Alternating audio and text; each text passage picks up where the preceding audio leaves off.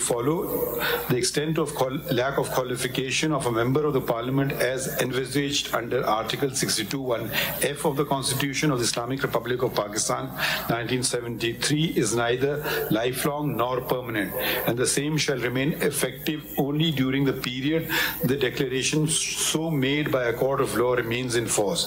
Therefore, the conclusion so drawn by this court in Samiullah Baloch versus Abdul Karim Naushirwani is legally valid, hence affirmed. ताहयात Nahari खत्म, नवाज शरीफ और जहांगीर तरीन election लड़ने के लिए अहल करार। सुप्रीम कोर्ट ने ताहयात नाहरी खत्म कर दी। 7 रुकनी बेंच ने शक के तनासुब से फैसला सुनाया। अक्सरियती फैसले में कहा गया आर्टिकल 62(1)(f) को आइन से अलग नहीं पढ़ा जा सकता। जस्टिस याहिया आफरीदी ने अक्सरियती फैसले से इख्तलाफ किया। आइन में 62(1)(f) के तहत ताहयात नाअहली नहीं है।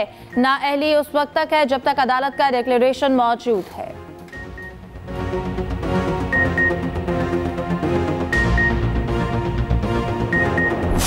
Election Commission of Pakistan is not doing something in accordance with the Constitution or the law, we can look into it. But we are not the Election Commission of Pakistan. This point was also made very clear to you when the matter of elections came before us, that we will not settle the date of elections, which is the President or the Election Commission of Pakistan, or both they can do so. And they did so. We are not, if you're going to say today someone's paper has been snatched, someone's paper has been rejected, then what we are doing in law would be assuming the duties of the Election Commission of Pakistan, which is not our job. क्या PTI चाहती है 100% उम्मीदवारों के कागजात मंजूर करें?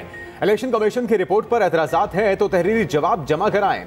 Chief justice के level playing field case में रिमार्क्स। कहा हमें बताएं इलेक्शन कमीशन की रिपोर्ट में क्या गलत है, अपने दुखड़े ना सुनाएं, तहरीरी तौर पर जवाब दें। वकील लतीफ खोसा बोले जिस वजह से रिपोर्ट मांगी गई उसका एक भी जवाब नहीं दिया। सारी दुनिया को इल्म है हमारे साथ क्या हो रहा है। चीफ जस्टिस ने रिमार्क्स दिए हम दुनिया को अदालती कार्रवाई खुद बराह रास्त दिखा रहे हैं। किसी इदारे पर एतमाद नहीं तो बताएं, हम हुक्म दे देते हैं। इंतखाबात कराना इलेक्शन कमीशन का काम है, हमारा नहीं। इलेक्शन कमीशन के दायरा इख्तियार से मुतल्लिक मामलात अदालत क्यों सुने? जस्टिस मुसरत हिलाली ने इलेक्शन कमीशन के वकील से कहा कागजात नामजदगी छीने जा रहे हैं, ये सब हमें टीवी पर नजर आता है तो आपको क्यों नहीं? समात आइंदा पीर तक मुलतवी।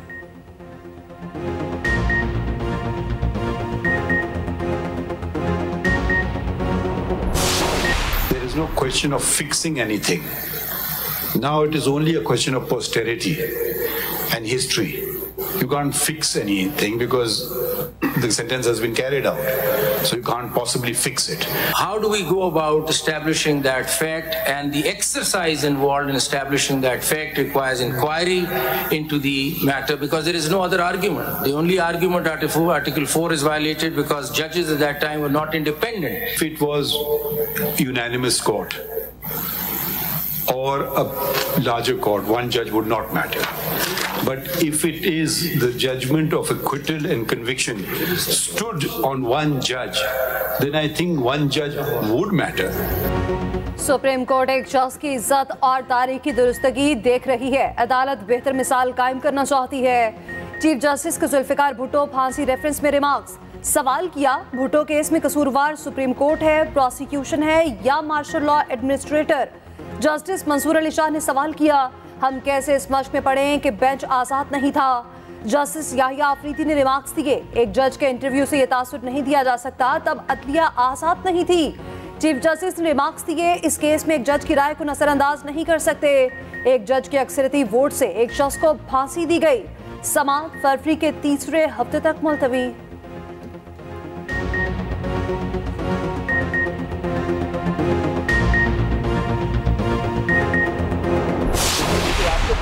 सियासत करे, अवाम का खिदमत करे, अवाम का नुमाइंदगी करे, मगर सबसे पहले खान साहब को तौबा करना पड़ेगा कि जो उसने एक बार फिर ये रवायत पाकिस्तान की सियासत में डाला है वो खुद माने अपना गलती। खान साहब का क्या मौकिफ रहा कि सारे चोरों को चौक पे आप फांसी दिलवा दें? क्या खान साहब का मौकिफ आज भी वही है? खान साहब ने तंकीद किया कि ये जमहूरियत नहीं, ये सियासी जमातों के दरमियान मुकमका है। जो एक्स्ट्रा ऑर्डिनरी फॉर्म्स रिजेक्ट हुए आपको मालूम वो कब था? 2013 का इलेक्शंस में जब खान साहब को लॉन्च किया गया, पीटीआई का अगर कोई मकसद है तो वही है कि मैं खेलूंगा या किसी को नहीं खेलने दूंगा। हम चाहते हैं कि कोई बहाना अब ना बने इलेक्शन को डिले करने के लिए, और हर सूरत में फरवरी 8 पे इलेक्शन होगा। बानी पीटीआई बेगुनाह हैं तो इन्हें जेल में नहीं होना चाहिए। बानी पीटीआई ने जो सियासी रिवायत डाली इस पर तौबा करनी चाहिए। तौबा करते हैं तो फिर बानी पीटीआई की सियासत में जगह है। चेयरमैन पीपल्स पार्टी बिलावल भुट्टो की सुप्रीम कोर्ट के बाहर मीडिया से गुफ्तगू। कहा, एस्टैब्लिशमेंट का किरदार सियासत में पहले से ज्यादा नहीं बढ़ा, माजी में इससे भी बुरा हो चुका है। 1988 में भी इतने ही कागजात नामजदगी मुस्तरद हुए थे। तमाम स्टेक होल्डर्स को अपनी गलतियां दुरुस्त करना होंगी। इंतखाबात 8 फरवरी को ही होंगे, तैयारी पकड़ लें। जुल्फिकार भुट्टो रेफरेंस तारीख दुरुस्त करने का मौका है। अदालत दाखिल होते हुए बिलावल भुट्टो की लतीफ खोसा से मुलाकात, गले लगा लिया।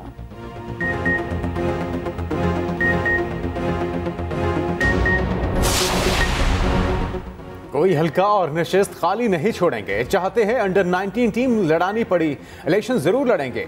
रहनुमा पीटीआई बैरिस्टर गौहर की अडयाला जेल के बाहर मीडिया से गुफ्तगू। कहा, टिकटों की तकसीम पर बानी पीटीआई से आज आखिरी मुलाकात होनी थी। बानी पीटीआई से आज मुलाकात की इजाजत नहीं दी गई। उम्मीद है अदलिया अपना किरदार अदा करेगी। रहनुमा पीटीआई लतीफ खोसा कहते हैं, तहरीक इंसाफ से इंतखाबी निशान छीन लिया गया। हमारे कारकुन को सुप्रीम कोर्ट के अंदर से उठाया गया। शाह महमूद कुरैशी को जैसे गिरफ्तार किया गया, इससे मुल्क की बदनामी हुई। इलेक्शन कमीशन ने कह दिया कि कोई शिकायत नहीं आई। इससे बड़ा मजाक क्या हो सकता है।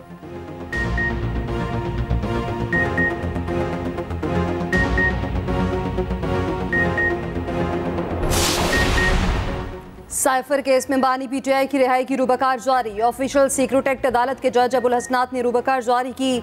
बानी पीटीआई तोशाखाना और 190 मिलियन पाउंड केस में जेल में ही रहेंगे। दूसरी जानिब तोशाखाना केस में बुशरा बीबी की अदम हाजिरी पर फर्द जुर्म आयद न हो सकी। अदालत ने बुशरा बीबी का 1 रोज़ा हाजिरी से इस्तिस्ना मंजूर कर लिया। उधर बानी पीटीआई को 190 मिलियन पाउंड रेफरेंस की नकूल फराहम कर दी गई।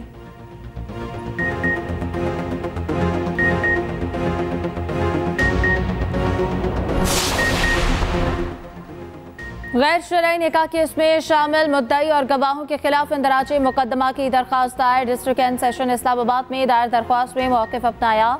मुफ्ती सईद और मोहम्मद हनीफ ने अपने पढ़ाए हुए निकाह को गलत करार दिया।